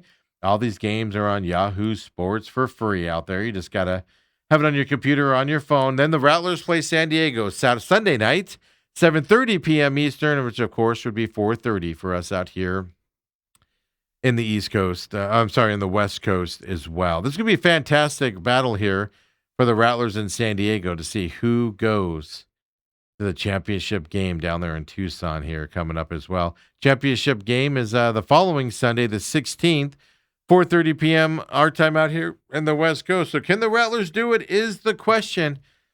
Folks, they got a really good chance here to upset the number 1 seed San Diego. Their defense is good. I'm not saying it's going to happen. I'm just saying they have a shot to do it as of now. We'll talk more Rattlers as it goes on. Their defense is just stifling right now. I don't know how they ended up the regular season. I should have looked it up. I'll look it up for later in the week. But they were one of the best defense in the leagues. If they weren't number 1, they're definitely top 2 or 3 in the league, the Rattlers, going into this. That's how you can beat a team like San Diego with really good defense, with Nate Davis and that stud of a quarterback that San Diego does have out there as well for them. That's your Indoor Football League update here with our local team as well.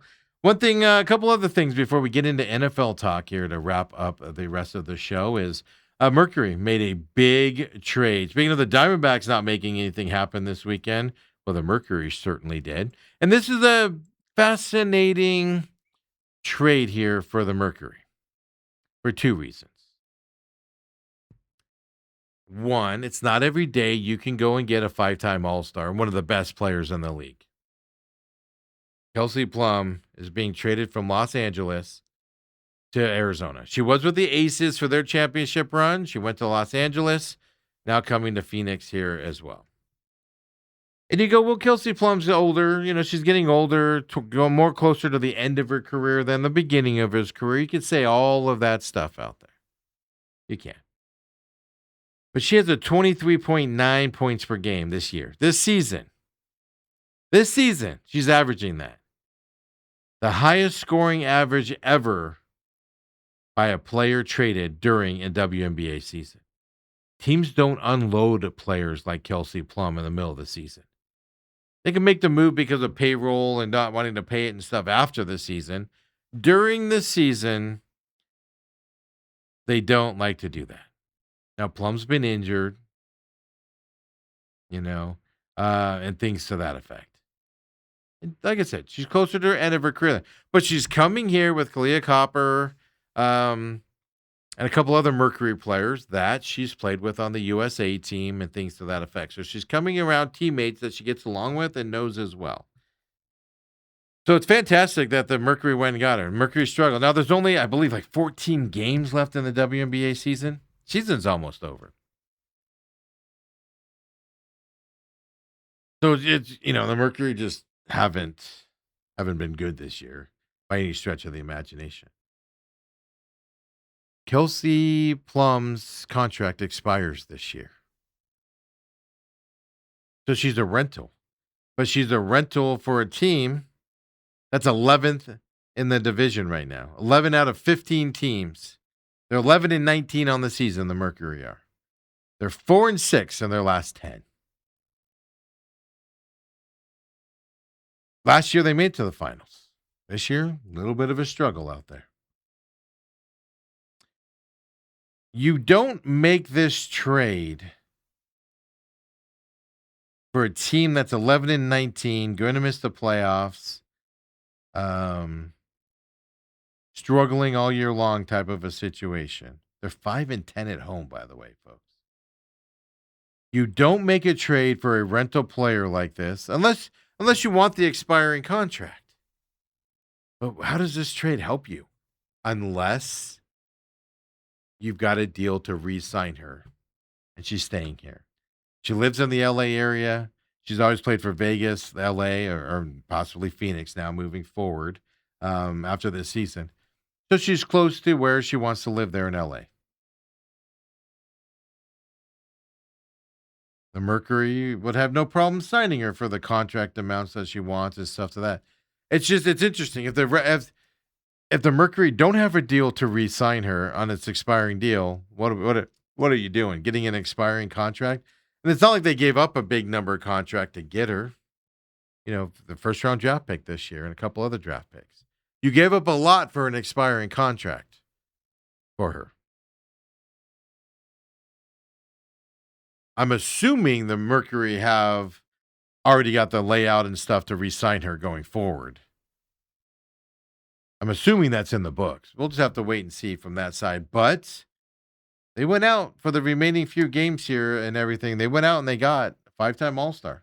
Those players don't, and no matter what league you're in. Now, does it work out better than the Kevin Durant trade did for the Suns? You hope so. You absolutely hope so. Because if not, you know. I'm looking up here really quick here to see. I don't know if it has. Let me see if I can find this. So they Mercury traded Monique Akoa Makani. That was they given up a 2027 first round pick and a 2028 second rounder. Specifically. She's wearing number 0, by the way, when she gets here as well. She was wearing number 10 with the Sparks. The difference is you gave up a lot, so they're going to re-sign her. I have a feeling. But anyway, Mercury making a big move, making a splash, if you will, in the WNBA universe. The other thing I want to just say, because we don't really get into politics, I don't care for politics on this show. I like politics in my private life and dealing with it and watching it. I just can't get enough of people expression and how, politicians work and stuff like that. It's amazing how you can sell your soul and stuff like that. But I digress on that. The WNBA, with all the shenanigans going on with everything but basketball, it's just a turnoff, isn't it? Coach yesterday against Indiana has to wear trans kids matter shirts. And ESPN spends 20 minutes during the game, 10 minutes, 15 minutes during the game, talking about the shirt and what it means and all that stuff. They always talk about, Caitlin Clark, and, we always have to watch her, get choked and fouled beyond belief there on the court, where it's not basketball anymore. We have to see all of this outside influence around the WNBA on stuff we just don't care about. It's not about basketball. The WNBA, which you're talking to, and I'm talking about myself here. The WNBA isn't something that I sit down and go, these two teams are playing tonight. I've got to watch this game. I don't do that with the WNBA. But what I will do during the summer is I'll have it on. Nothing else is on. Oh, there's a game on ESPN. I'll just turn it on and have it on in the background. Pay attention to it. I'm tired of doing that at this point.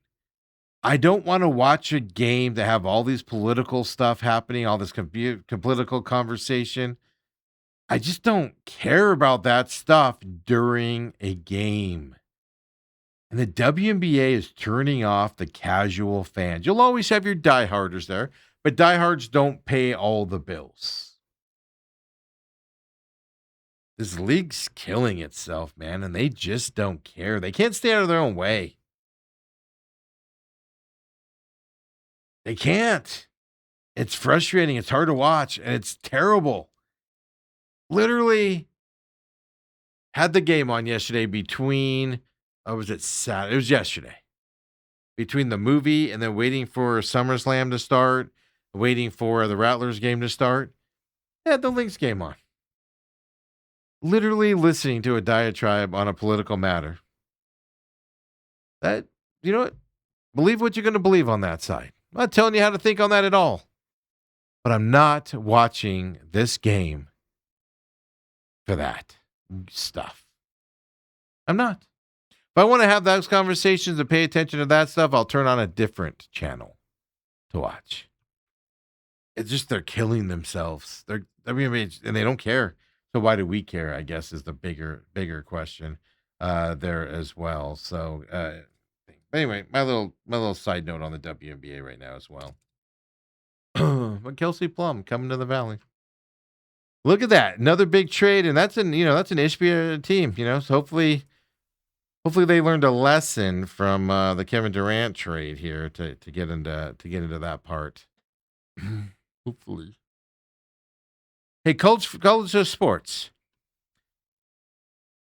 The NCAA, just every time they go to court, they get their butts kicked. They lose everything out there. It's not even funny what they lose. It's terrible. Like, why? I don't even know why they go to court. They should just settle before they get to that point. By the way, before we get into this here, I just want to get you updated. I'm just refreshing on the MLB trade deadline, and we'll do it again before the end of the show. I'm not expecting Diamondbacks to do anything major. Maybe a few small pickups, but nothing made. Their major moves are going to be DFAing guys like Sewald, maybe Thompson, and then bringing up some young guys, and then getting some guys back over the next few weeks. So much so, Steve Gilbert on MLB.com, and this is yesterday's article here, talking about what teams are going to do here with the trade deadline coming up later. He said the Diamondbacks are going to buy, but it'll likely not be splashy moves. It's all because of that budget, right? The team is getting closer to the first luxury tax threshold. They will not go over that as well. So they'll make some small moves, add a little bit to it, but that's it. And Steve Gilbert said that as well. So I just want to give you the update as of right now as well for that. So the NCAA. If you missed the news on Friday, a judge came out of Colorado, and a judge granted the right to play another year of college sports to some athletes out there. Anybody in the high school class of 2022 now gets another year of eligibility, because the eligibility ran out last year, and this judge issued a new order, made an order on Friday saying that those kids are eligible to play now. That's why you saw guys like a Pig Johnson, who played at ASU last year. You saw he's in the transfer portal. That's why you saw guys like Ghost, the ASU there, Rouser, right? He graduated last year, ineligible to play anymore. Wasn't drafted by anybody, and just sitting, looking to come back and play some college football again this year. That happened on Friday. 2022 class gets an extra year now. Now that James Judge came out yesterday and clarified that order a little bit more as well. So the ruling does not include football players who signed pro contracts.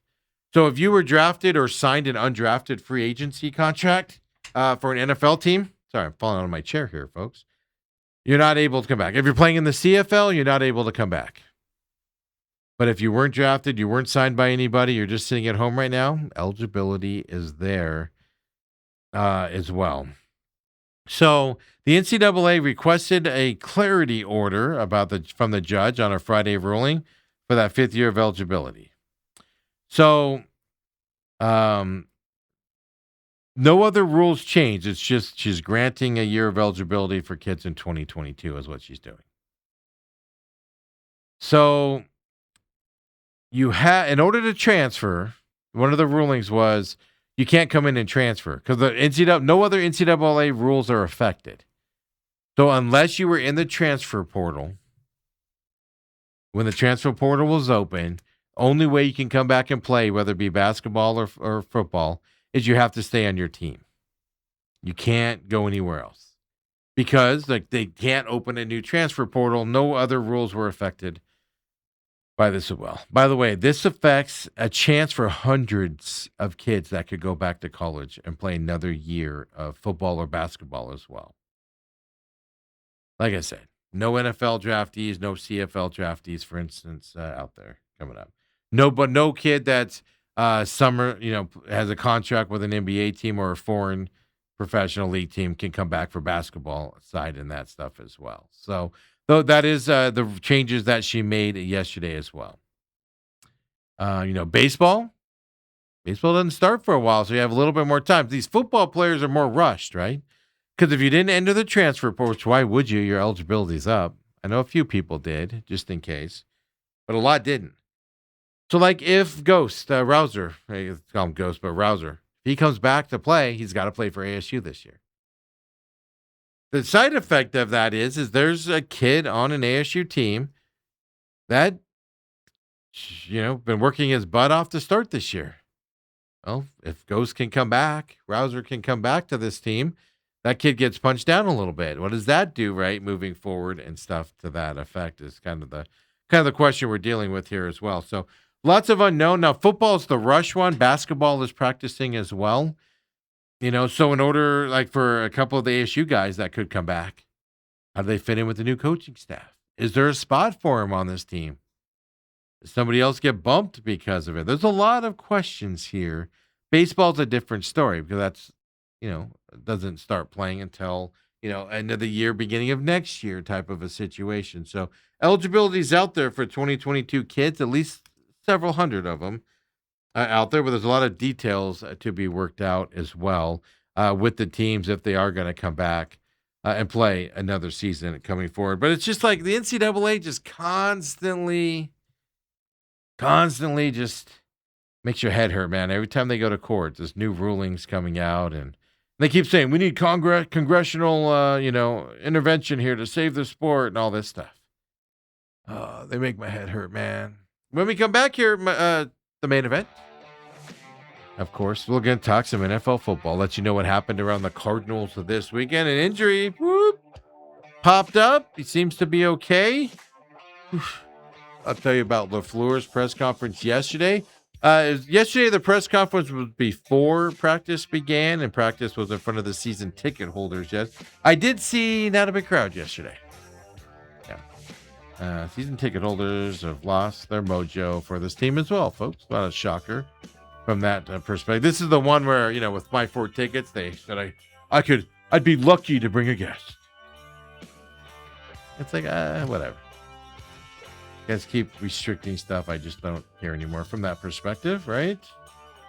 Uncle Lou's Sneak Teep podcast is out, folks, as well for the week. We got a UFC number this morning. UFC Las Vegas 120 from the Apex this weekend. I do see his Sneak Teep is out. I'm retweeting that right now for those of you that listen to that. And folks, come on back. We got NFL talk coming your way. Coming up next.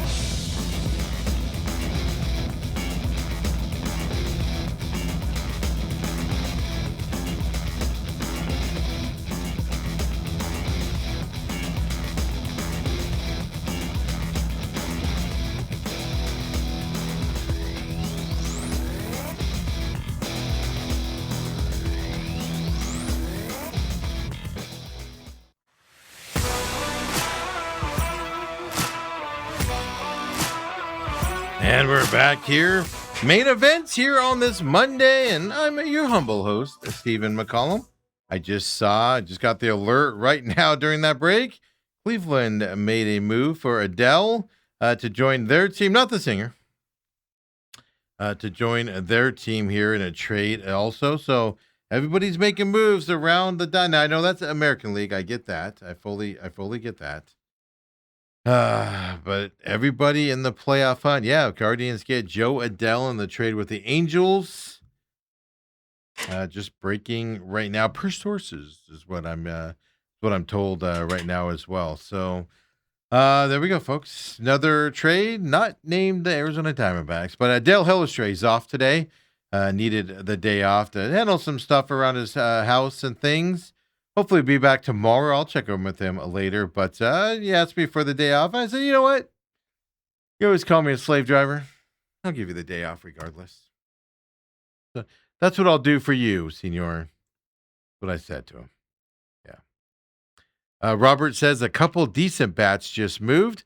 Ward from the Orioles and Adele from the Angels. He goes, none to the D-backs. This is my point. These Ward and Adele are guys you can go get. And they're not getting them. Diamondbacks aren't making a big move. They're gonna end up with a reliever. Something like that later on in the day. That's all that's gonna happen. Just let me see if it says here. Like I said, this just broke during that break here. Let me see if it says. Okay, Cleveland's giving up catcher Jacob Cozart.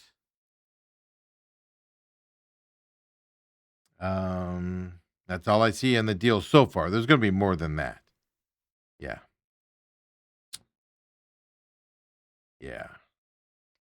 And Jeff is right. He's not a free agent until the end of next year. Adele, I don't believe. That's why I was reading the Angels were pretty sure he was going to be gone because you still control him a little bit out there as well. So, I mean, just another example of the Diamondbacks just sitting back. What they do best. Let's face it. It's what they do best. They sit back.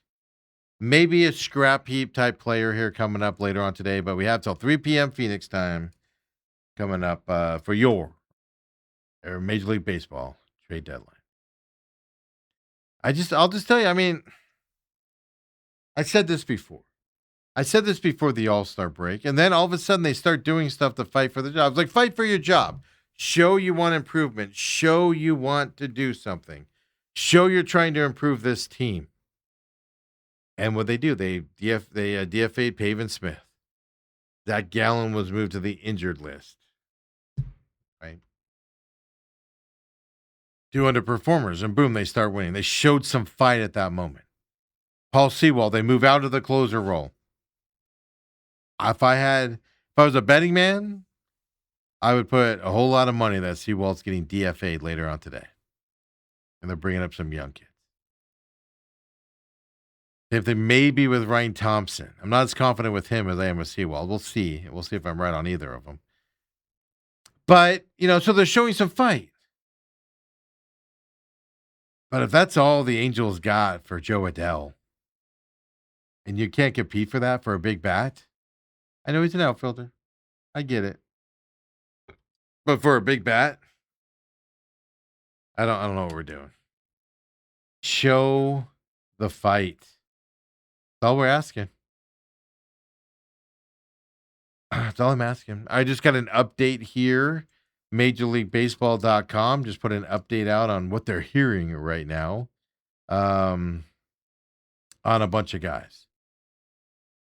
I was reading that the Rangers are putting Jacob deGrom on the thing. Obviously, the Diamondbacks aren't going to get them, but the Rangers, MajorLeagueBaseball.com is pretty much saying that none of the players on the Rangers are off limits right now. Yeah. So Rangers they can lose their whole starting lineup. Which you can go get Corey Seager. Obviously, they don't need a shortstop. The Diamondbacks. But Gore, who's that? Eovaldi, Jacob deGrom, starting pitcher for the Rangers as well. I'm forgetting the last guy. All available, reportedly. Yeah. But then the Rangers also look like they're going to trade Jock Peterson, right? You bring him back, big hitter for DH. He's a designated hitter there for the Rangers. You need a DHer, or do you need a DHer here for the Diamondbacks out there as well, right? That you're looking at. I'm just flipping through here really quick here to see what the rumors are around the Diamondbacks, because this is an updated article here. So give me a minute here. I know I'm doing production stuff on air, which isn't the best. So nothing, no new rumors or anything on the Diamondbacks as of right now. What the national guys and people that follow this stuff closely, nobody's got any updates on what the Diamondbacks are going to do. We're still stuck with the Steve Gilberts and everybody saying they're going to buy, but it'll be a small wrinkle is what they're going to do. So looks like it's in line. We'll see if they surprise us later on in the day. Of course, for the Cardinals, we're here, right? Hall of Fame a week here. Hall of Fame football. The starting preseason game starting for your Arizona Cardinals this week out there. Thursday night. Hey, really quick. I pulled it up during the break. I hate to go back to this, but the movie thing. Spider-Man, I told you, $360 million US over the weekend. Huge movie in terms of opening. Biggest domestic box office opening since Avengers Endgame. Internationally, 927 million box office.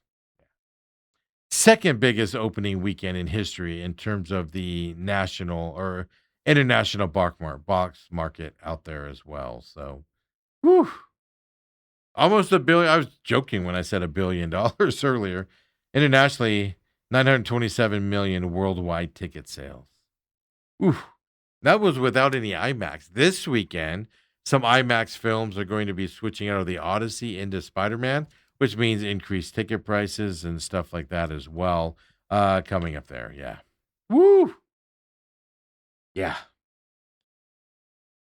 By the way, Australia, it was the biggest opening weekend of 2026. It made 30.4 million in Australia also here as well. That's a big number. China led the international markets with $121 million in ticket sales.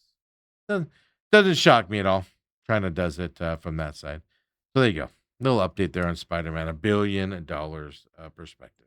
This is what you get here on this program. And I jump around when I'm looking for updates on things like, trade deadline stuff for baseball and all of that. So, just Major League Baseball. It's just stuff left and right out there. Let's see. Oh, Jacob Latz. It was that other pitcher. Did I say it? It was the pitcher I was forgetting with the Rangers as well. So the Rangers are only 1.5 games back of a playoff spot, and they're saying they're prepared to sell everybody, including the kitchen sink and all the pitchers on it out there. Let's get into some fun talk here with your Arizona Cardinals. Thursday night, Hall of Fame game. We don't know who's playing yet, right? We don't know who's going to start. We don't know who's going to get playing time. We know all the bench guys and meaning farther down the bench are going to get playing time during this game. But in terms of, you won't see any projected starters playing this weekend. Will you see a Love in this game? I don't think so. Will you see a Marvin Harrison Jr.? I don't think so. You're going to see guys down that line get substantial playing time, and you're probably going to see Carson Beck get the start and roll out this weekend as well. Maybe a Gardner Minshew get some playing time this weekend, but you won't see Brissett out there at all first and stuff like that. So interesting enough in terms of over the weekend. Yesterday was the season ticket holder day out there, and you're pretty much done with public viewing and practice until this weekend's red-white game coming up this weekend.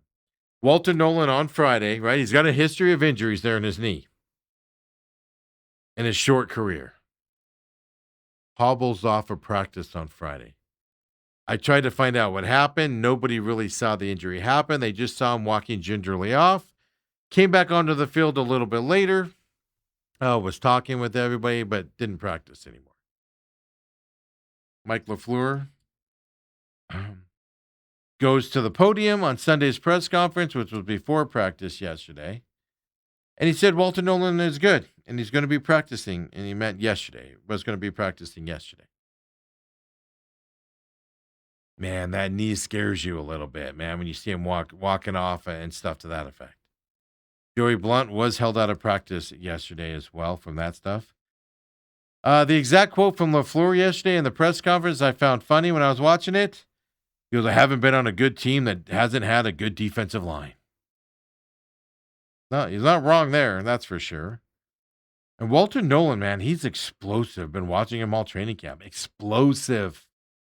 Just he's got to get healthy, and that knee is worrisome.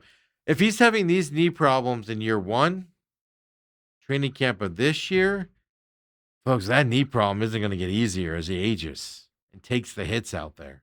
That's the worrisome thing on Walter Nolan. It's not going to get easier. LaFleur yesterday said he will hold off on saying who will play on Thursday in that Hall of Fame game. He wants guys to focus on one practice at a time. He believes early game will be an advantage, meaning the Hall of Fame game, give them an advantage on the season. And he says, in terms of playing time, he was asked about that. He said, it'll never be my plan, is what he said, quote.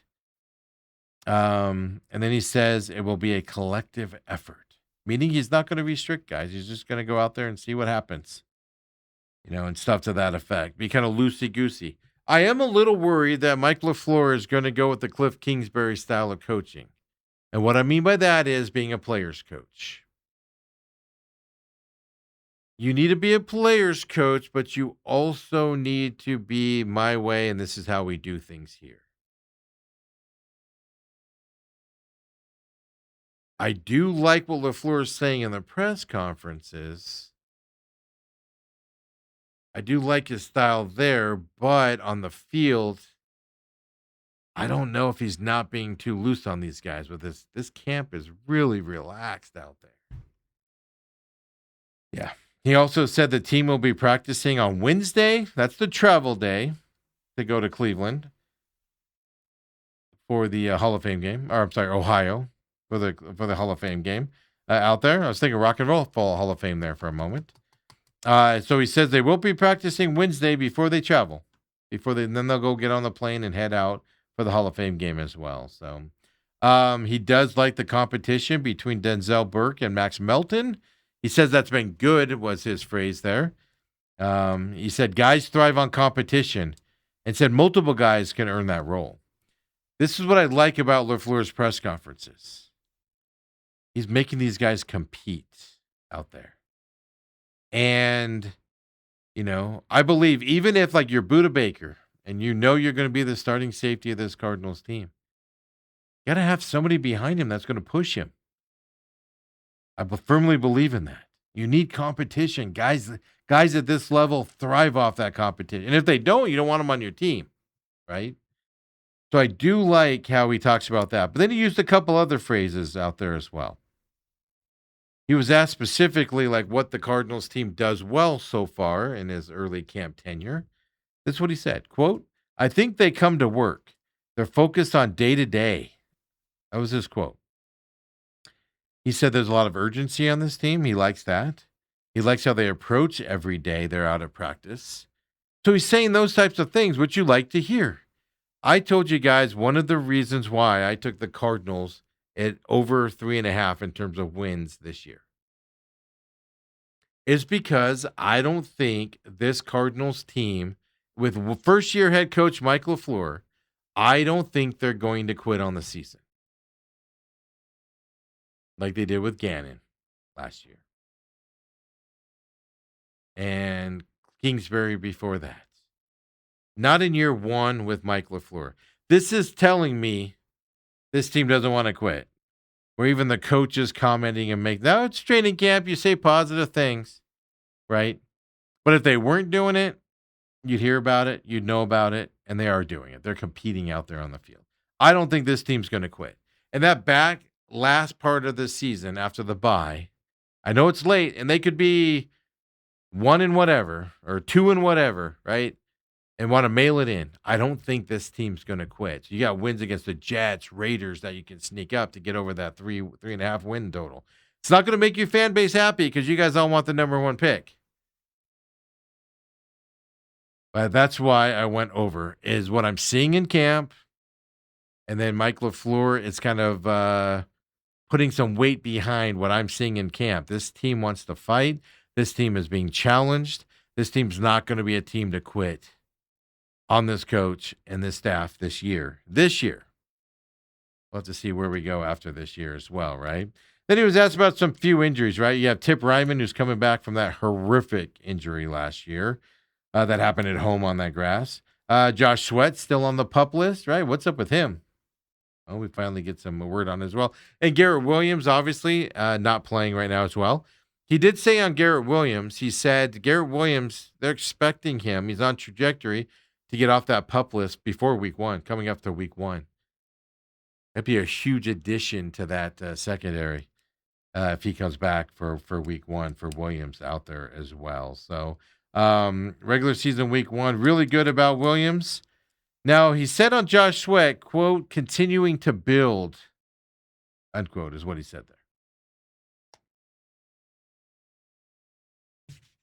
What's wrong with Josh Sweat? Continue to build what? What's wrong with him? That's the question mark you got with Josh Sweat. Then you got the draft chart that came out over the weekend as well for the Cardinals. Now, I get it, folks. This is going to be hard to read on the screen. You know, Walter Nolan's fine, by the way. I told you that already. But this is going to be hard to read on your screen. I'm not going to lie to you. But we're going to throw it up anyway for you. Throw up that Cardinals depth chart. Obviously, a game on Thursday.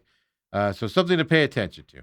Not a shocker. Marvin Harrison Jr., the ex-receiver, first spot there. Not a shocker for you there. Jalen Brooks, they have as the number 2 spot for him as well.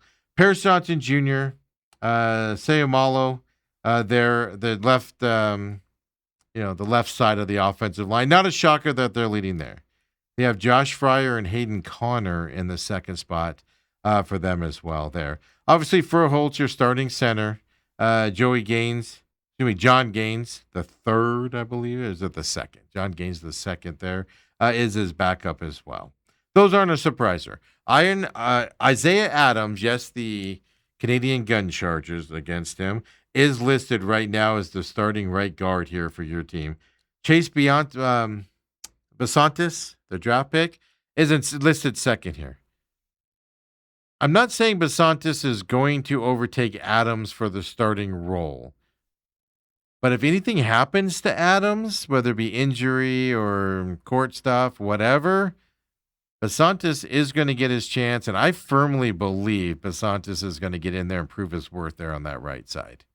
Now, he's a rookie. It's going to be some question marks at time on that, but I do believe he's going to eventually take over that spot from Adams. And it's because Adams isn't going to be able to go for whatever reason, and Besantis is going to step up and kind of take over that role. I do think that'll happen this year as well. On the right tackle side, you got Wilkinson there. Jaden Williams is the second one there as well for the right side.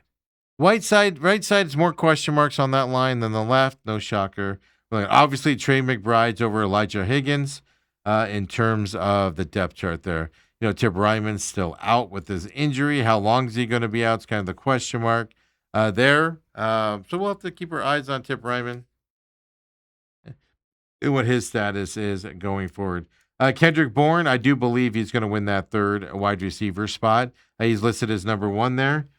Devin DuVernay there in the second spot. Then Xavier Weaver, third right now. Xavier Weaver, who did get some play last year, right? They kept throwing to him in those third and longs last year instead of their star receivers out there. Michael Wilson, obviously, is the other wide receiver out there. Simi Fehoko there in the second spot there behind Wilson for that starting role for that side of the receiver. Obviously, Jacoby Brissett, Gardner Minshew, Carson Beck, and then Slovis there in the quarterback side is the depth chart that they have there. Now, this isn't a shocker if you've been watching camp or been reading about camps out there for the running backs. Tyler Algier is the number 1 running back. I do believe he's going to start as the 1 running back. And it doesn't matter, folks, because Jeremiah Love is going to get as much touches or similar touches as Algier is throughout the season. This is a 1A, 1B situation in my eyes. Obviously, you've got to list it as 1 and 2. I saw some people kind of lose minds on it, but also Algier has had the ball with the starting once more than Love has. So it's not a shocker. It's a 1-2. But I believe this is a 1A, a 1-2. You look to the right there, you got Connor James in that third spot right now, and Trey Benson in the fourth. Trey Benson, nowhere to be found yesterday in terms of practice. I do think James Conner is going to be a change of down back as the third down back. Get healthy as an aging running back. He's going to be the third guy on this running back staff, and he's going to have some play this year as well. He's going to have some success this year coming in as the third running back for certain sets, things to that effect. I believe that's how the lineup's going to go. I do think Trey Benson is not going to be on this team afterwards, to be honest with you, at the end of training camp coming up here. But that's how they have the depth chart there as well. In terms of the defensive side, they have Roy Lopez as the nose tackle right now. Darius Robinson there, he's playing for a spot, folks. Robinson is health-wise and everything else. Behind him, you have Dante Stills in that second part of the depth chart, for Robinson. And Stills can win that job. You can switch that around, right? Then you got Billings and Roy Lopez battling out. Roy Lopez will make this team. It just isn't going to be the start of the second guy. Roy Lopez had a career number of sacks on Detroit last year when he played for Detroit. He had a good season on Detroit last year. To get that motor, that energy back, his family's from here, he's from here. We're going to get the best of Roy Lopez on this Cardinals team this year on that defensive line. Then Walter Nolan is listed as number 1. Not a shocker there. LJ Collier behind him. Then Jonah Williams there, a defensive tackle there in that third spot for the defensive tackles as well. Obviously, outside linebacker, Josh Sweat. They have him titled in there at 1, even though he's on the PUP list still. Josh Sweat, if he's your on this team, he's your starter in that position. Jordan Birch after him in that second spot as well. Cody Simon, outside linebacker. Owen Popo there for the inside linebacker. Then Mac Wilson Sr., who's going to be a starter, no doubt about that. Jack Gibbers on that side. The reason why I'm going through this is to just give you an idea of what this coaching staff is thinking. They have Zaven Collins at outside linebacker and Baron Browning. They're saying those are interchangeable. I agree with that. One of these guys is going to start. One of these guys is going to be the backup. They're going to get a lot of playing time, both of these guys coming up this year. Denzel Burke and Max Melton, they're battling it out. Either one of those guys can win that spot. They're both going to play a lot this year. Interchangeable in my eyes for those guys as well. Will Johnson over Kittel Clark, though, in the cornerback spot. I believe that's going to be the move at the end of training camp. Will Johnson will be your starter in the cornerback side. Kittel Clark will get a lot of playing time, depending on the health, of course, of Johnson. But I think Johnson in his second year, hard hitting, he's going to do a fantastic job there. I think he's going to win that spot. And don't forget, he's number 2 this year for him as well. Sean Murphy Bunting back into his role off of the injury last year. Then Andrew Wingard and Buda Baker there on the safety side of things for what we're looking at right now. My point in going through this exercise is it's long, it's boring. A lot of you probably tuned out on it and stuff like that. For a team that won 3 games last year, there's a surprising amount of positions that are taken, not the competition for them. And where there is a competition is deserving, and both of those guys can start. Usually when you win 3 games, new coaching staff comes in, you have a lot of question marks. And, we got these battles, and we got these battles, and these battles. Not the case. Most of these positions are solved. You know who's starting where. And the ones that are a true battle, it's 1A, 1B situation. This Cardinals team has talent.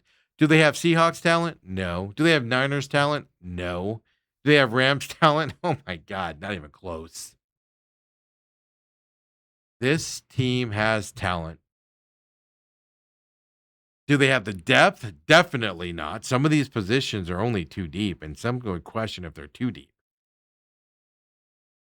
But isn't it amazing the depth chart comes out and you don't see a lot of battles for a team that's in the third place last year and the way they struggled? That amazes me on what we're seeing for the Cardinals going into this season as well with that depth chart. Expect to see a lot more battling out there, a lot more question marks from that side of things, from the Cardinals depth chart. 'Cause when you only win 3 games, man, you should have more battles. So that's your Cardinals updates. Of course, they'll practice today, practice tomorrow. He said they'll practice Wednesday morning, and then they'll travel out there to the Hall of Fame game there as well. The Pro Football Hall of Fame game is Thursday night. You know what? Let me look up what time. What time does that start? I know it's early for us here on the West Coast as well. 5 p.m. our time is when it kicks off. Yes. And the reason to watch Thursday night is one, your Cardinals are playing. But you're going to see Carson back. You're going to see some young guys that you want to pay attention to. The second half, it's guys that, Dale always yells at me for this comment, but the guys you don't really need to see. The thing I like about the Hall of Fame game, one, the Cardinals are playing in it. I want to pay attention to Carson back and see what he does in live performances on football. Now, granted, it's training. None of the Carolina Panthers starters are going to be playing and stuff to that effect. I get it. But if you look bad against these backups and backups to backups and backups to backups to backups, that's not a good sign, right? So you got to pay attention to that. So I'll be paying attention to what he does out there.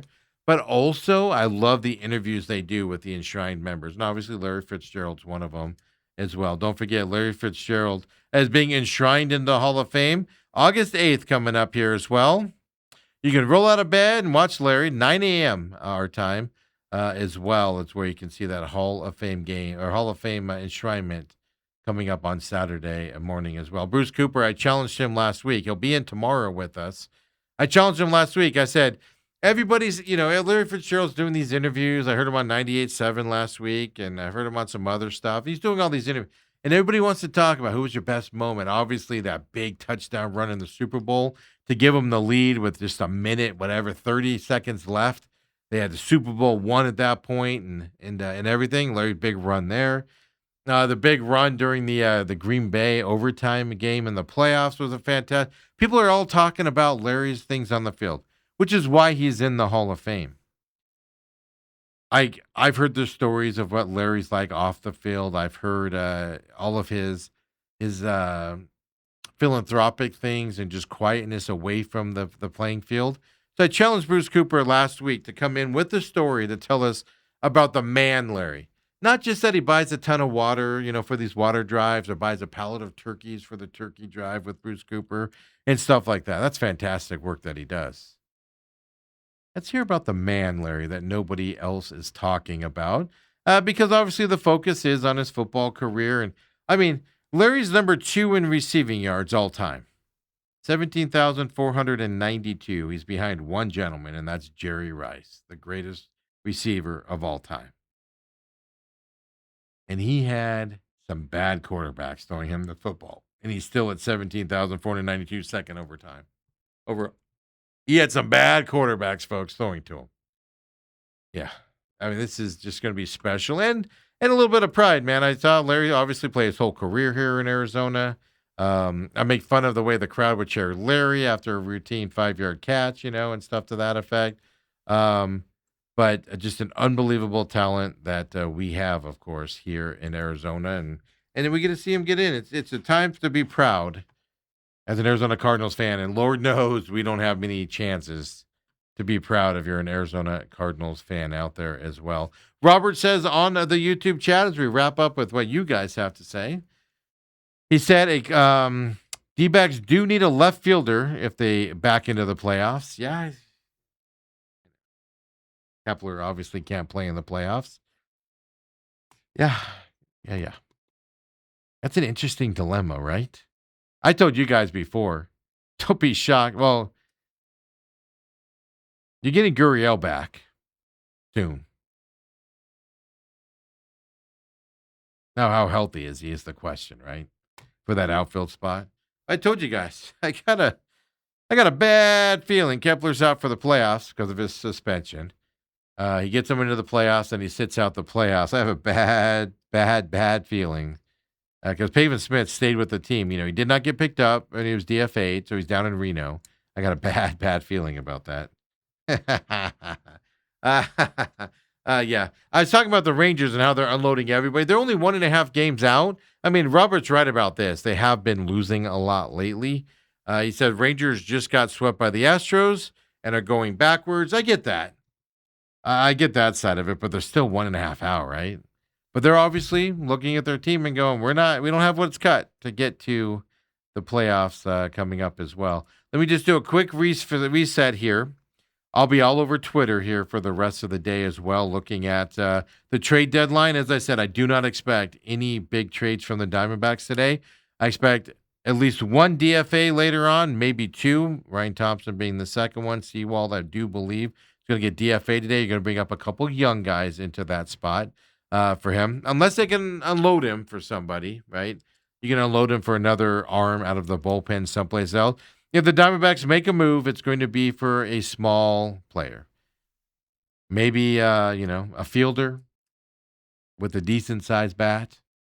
Maybe an arm out of the bullpen. And that's it. That's all you're going to be looking at today. All the big bats that the Diamondbacks could compete for, they're not getting them. I don't even know what their effort is on there. But they're not getting them, so I expect more to continue. They're not going to go over that luxury tax deadline. They probably don't want to unload a lot of this young talent that they would have to trade to get that salary down, meaning you're going to have to unload some major league guys that aren't a ton of money in order to bring back a big number. That's why that's not going to happen. So we'll keep our eyes, but I mean, a Joe Waddell would have been great to bring in here, and the Guardians got him a little bit ago. I know Bruce Cooper wanted Reyes from the Giants. He's going to Phillies here as well. Not for a ton, man. Diamondbacks. Oof. All right. Diamondbacks will keep our eyes on it. Follow me at TME Sports Show as well. Hey, if a big move happens, maybe we'll go live or later on today on YouTube as well. So that's why I got to follow TME Media AZ on YouTube for any major live emergency press conferences that have to happen out there as well, or emergency show notes out there. Hey, we'll see you tomorrow, everybody. Hopefully we get Dale back tomorrow. I'll follow with him in a bit. He gets all the stuff he needs to do all done here as well. And we'll see you tomorrow, everybody. Of course, 8 to 10 a.m. live here on YouTube. We'll see you then.